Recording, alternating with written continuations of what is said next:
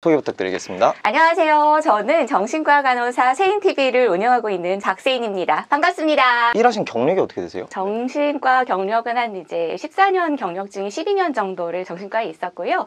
처음 신규 간호사 때 1년이랑 그 다음에 좀 병동 옮겨가지고 1년 3개월 정도는 외과계 병동에 있었습니다. 보통 어떤 부류의 환자분들이 좀 오시나요? 저 같은 경우에는 제가 정신과 병동이 있었던 기관 자체가 대학병원이었기 때문에 굉장히 급성 환자분들이 많이 오셨어요. 초발 환자분들, 그러니까 조현병이나 조울증이 없이 사시다가 이게 처음으로 발병을 하셔가지고 가족들이 깜짝 놀라서 평소하고 아이가 달라졌어요. 네. 이 사람이 원래 이러던 사람이 아닌데 이 사람이 이상해요. 뭔가 좀 문제가 생긴 것 같아요. 좀 검사를 좀 해주세요 해가면서 가족분들이 이렇게 모시고 오시는 초발 환자분들이 조금 저희 병동에 많이 오셨고, 그리고 한 5년 정도 전부터 정말 수직 상승을 한 환자분들 군이 있는데 자해와 자살 환자분들이 정말 많습니다. 최근 5년간에 정말 이 정도로 올라가고 있었다면 이렇게 올랐어요. 갑자기요? 진짜로. 네, 정말 많아졌고요.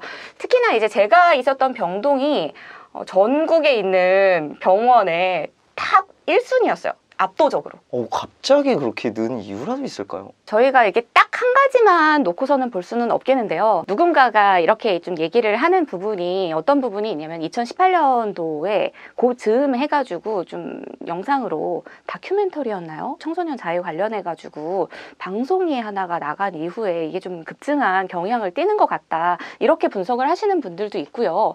그게 아니라 그냥 너무나도 큰 스트레스 상황에 지금 빠져 있잖아요. 네. 청소년들만이 아니라 청년들도 마찬가지고 스트레스 상황에서 어떻게 분출할 때도 없고 어떻게 빠져나갈 방법도 없고 하니까 자해라든지 아니면 뭐 자살 시도라든지 이런 것들을 좀 시도를 하게 되는 그런 사회적인 분위기, 이런 것들도 있을 것 같고요. SNS의 영향도 또 무시를 못하는 게 트위터나 뭐 인스타그램 이런 것들로 보시면은 옛날에 그런 자살 카페 이런 것들만이 아니라 모임을 만드셔서 거기에서 서로 좀 자해 사진을 인증을 하신다든지. 맞아요. 옛날에 그런 거 카페 진짜 있다고 했었어요. 연령대나 성비로 봤을 때는 좀 어때요? 자해나 자살 시도 같은 경우에는 압도적으로 여성이 많고요. 압도적으로 10대와 20대가 많습니다. 30대 분이신데 자해를 하시는 분들도 없지는 않은데 그렇게 많지는 않고요. 정말 압도적으로 10대, 20대가 많으시고, 이제 경계성 성격장애 분들은 프로이드 시대에도 자해를 했어요. 자살 시도를 하고 자해를 했어요. 프로이트 아시죠? 모릅니다. 모르세요? 굉장히 옛날부터. 예, 한 100년 전. 근데 그때도 사실은 이제 그런 자해라든지 이런 것들은 여자분들이 더 많기는 했었고요. 자살 시도 자체만으로 봤을 때는 남자나 여자나 크게 그렇게 두드러지게 막 이렇게 차이가 나지는 않지만, 남자분들보다 여자분들을 병동에서 더 많이 만나게 되는 이유는 남자분들은 좀 하시면 세게 하세요.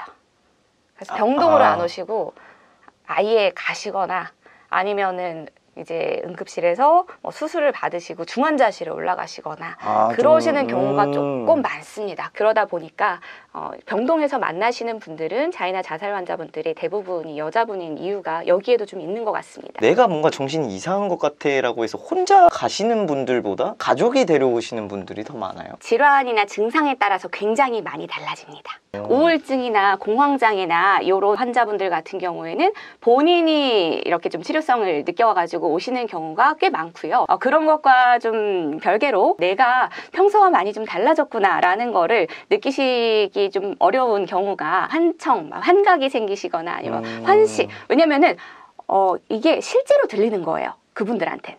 이게 환청이라고 해가지고 그거를 어떻게 구분을 못하지? 이렇게 할 수 있는데 실제로 들리는 거거든요. 그분들한테는. 저하고 대화를 하고 있잖아요. 네. 잠깐 저쪽 보실래요? 네. 살려줘. 이거 들으셨죠? 네. 저 얘기 안 했는데요? 소름 돋으시죠? 이거를 여럿이서 만약에 대화를 하고 있다고 생각을 해보세요. 근데 살려줘 하고서는 얘기를 하는 소리가 난 분명히 들렸어. 내가 뭐 잘못 들었나? 처음엔 이럴 수 있거든요. 그렇죠. 네. 근데 이게 혼자 있는데도 들려요. 그러면은 이제 이게 어떤 생각으로 들리겠어요? 신의 목소리다. 그렇죠. 이럴 수도 있고 아니면 귀신의 목소리다. 이렇게 좀 들릴 수도 있고요. 근데 이런 것들이 실제로 소리가 들리는 거기 때문에 본인이 그거를 환청이라고 자각을 초반에 못 하시는 경우가 많습니다. 그럴 것 같다. 그래서 뭐 벽을 보고 아니면 허공을 보고서는 혼자서 이렇게 막 대화를 하시거나 이런 모습을 보면은 옆에서 가족들이 저 사람 왜 혼자서 대화를 하지? 그런 경우에 혼자서 왜 쭝얼쭝얼 얘기를 하지? 그런 것을 가지고 이제 데리고 오시거나 이런 상황이 있고요. 알아보다가 뭐 병실마다 CCTV가 있다. 그 병실이 네. 어떻게 보면은 우리가 집 떠나와가지고 거기서 일단은 뭐 당분간 사시는 거잖아요. 며칠이 그렇죠. 됐든 몇 주가 됐든. 네. 거기는 어떻게 보면 객실이랑 마찬가지예요. 그렇게 일상생활을 24시간을 해야 되는 공간인데 거기가 CCTV가 달려있다고 하면 망상도 또 안 좋아질 수 있고요. 이게 CCTV가 사생활을 너무 침해를 하게 되기 때문에 병실 안쪽에는 CCTV를 달지 않습니다. 다만 복도, 공용 공간인 복도나 아니면 휴게실이나 이런 곳은 CCTV가 다 비춥니다. 굉장히 CCTV하고 비슷하게 생긴 게 화장실 천장에 붙어 있어요. 저희가 입원하실 때 미리 안내를 드리는 부분이 있어요. 화장실에 제실 시스템이 있습니다 라고 얘기를 드려요. 그게 뭐예요? 사람이 없으면 불이 꺼져 있는데 사람이 들어가면 불이 켜지는 거예요. 그 공용 화장실에도 있는 그런 거잖아요. 공용 화장실에도 가끔씩 설치가 되어 있죠. 근데 네. 공용 화장실은 그게 설치가 되어 있으면서 잠금 장치도 설치가 되어 있지만 저희는 잠금 장치를 떼버리고 그 제실 시스템을 넣어가지고 안에 사람이 있는지 그 불빛이 들어오는 걸 확인을 하시고 이제 문을 여셔라. 그거를 왜 달았냐면 화장실 안이나 뭐 샤워실 안이나 이런 데가 유일하게 정신병동에서 혼자 있을 수 있는 곳이에요. 그렇죠. 그런데 네. 샤워실 같은 경우에는 이제 막 자살 사고나 이런 것들이 너무 강하시다 하면은 혼자서 못 들어가시게 해요. 좀 짝꿍을 지어가지고 같이 샤워하시라고. 그러다 보니까 정말로 이제 좀 그런 자살 사고가 너무 심하신 분들 같은 경우에는 단골로 선택을 하시는 곳이 화장실입니다. 그렇죠. 변기 위에 앉아가지고 이제 막 이렇게 저기를 하시고 뭐 뭔가를 가지고 뭐 이렇게 맞아요. 하시고 하시다 보니까 아니면은 이렇게 하시다가 이렇게 막 쓰러져가지고 이렇게 있어요. 근데 그 상태에서 한참 후에 발견이 되면 위험하죠. 위험할 네. 수 있잖아요. 그래서 그거를 움직임이 한 2분에서 3분 정도 알람을 울리게 해놨어요. 움직임이 없으면. 굉장히 자주 알람이 울리기는 합니다. 어쩔 때 하실 때 알람이 울리면 일단 저희는 갑니다. 대부분의 경우에는 하실 때라는 걸 알지만 그래도 가서 똑똑똑 하시고 안에 계신가요? 하면은 네, 맞아, 힘주고 맞아. 있어요.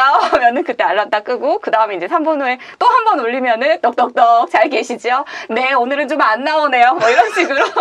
중요한 거는 CCTV는 아니다. CCTV 아니다. 있으면 큰일 난다. 그렇죠. 네. 근데 이게 너무 생동감 있게 말씀해 주셔서 네네. 제 머릿속에서 정신병이 그려졌어요. 아유, 어떤 네. 느낌인지 확실히 알았습니다. 네네네. 다음에 가시면은 이제 뭐 오리엔테이션 없어도 되겠네요.